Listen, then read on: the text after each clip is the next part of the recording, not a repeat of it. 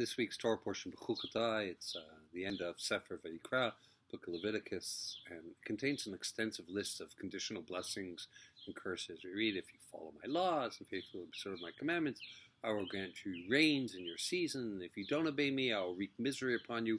Basically, this is a classical biblical trope of reward and punishment. If the Israelites obey the word of God, they will reap blessing and prosperity, but if they disobey God, then they will face a sea of horrific punishments. Now, early rabbinic sages reject this theology outright. They call it, my mommy certainly does, calls it infantile. It's childlike. It's black and white. There's no gray. There's no nuance.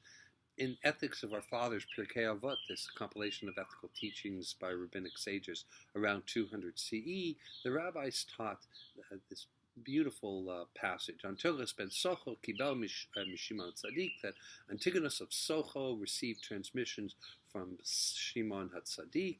Don't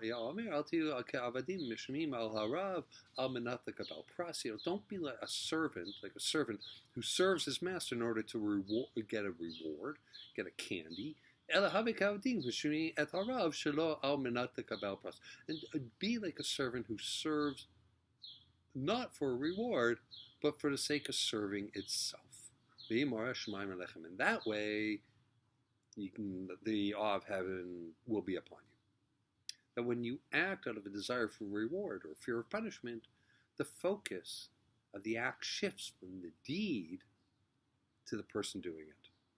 But when the action is taken first and foremost out of lishma, or the love of God, with simplicity, with grace, this is how we can attain dveikut, holiness, kedusha, and wonder in our everyday lives. So how do we make sense of this contradiction between the Torah and the teachings of the rabbis? Which text, which approach to life are we supposed to take? Which is the correct way? The Jewish way. So my take is that we're to live with and live within the friction and contradiction. That there isn't an answer. All there is friction and contradiction and struggle. That the Torah, in fact, is a living, breathing blueprint for life. It says, v'chai b'hem, to live by it. And as all things in our lives, our families, our workplaces, things that matter to us, that are living like the Torah, it's complicated, it's nuanced. And so not everything in the Torah will make sense. Not everything will resonate. In fact, some parts might actually be offensive to our modern ears. As all relationships, we struggle and we revisit the Torah, we revisit the relationship year after year, day after day. And this is part of the beauty of engaging in the Jewish tradition seriously, engaging in the Jewish tradition with an open heart. After all, the Torah was given in fire at Sinai, and the mountain was on fire when the Torah came down. And in Torah it says that it has to be actively transmitted.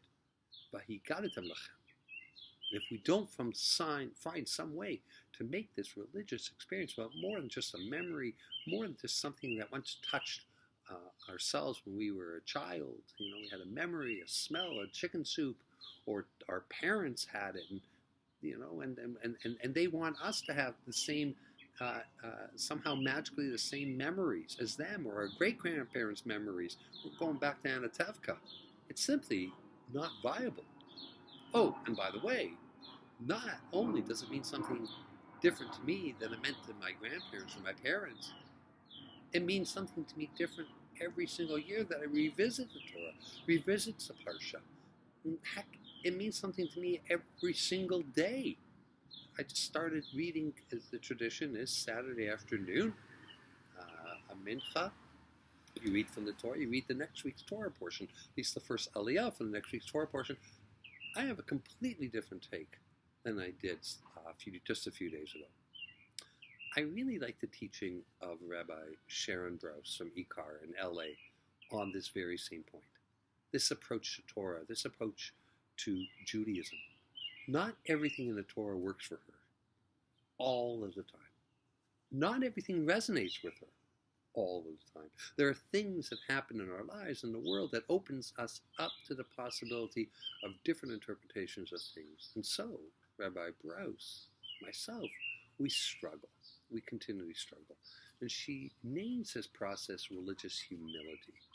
It's an acknowledgement that even when it doesn't work for her, and perhaps especially when it doesn't work for her, or for me, that's when I dig my heels in and continue to struggle with it. And it's in those very same moments when I find the text utterly paralyzing as a human being, paralyzing as a Jew. It's in these very same moments, Rabbi Sharon Brous writes, it's in these moments that I have come to recognize as incredible gifts, because the relationship with Judaism, it's just so beautiful, the relationship with Judaism should be no different than your relationship with your partner, your spouse, or your kids. She writes, when you find things about them that you don't like, and you have to live with nevertheless, and you struggle with it. It's so true. It's so salient. So Rabbi David Weissel Livni, a famous Talmudic scholar and teacher at the JTS, he has this beautiful book. It's called The Book and the Sword, A Life of Learning in the Throes of the Holocaust. And he's a Holocaust survivor. And he relates a story about one of the death camps in the Shoah and the Holocaust.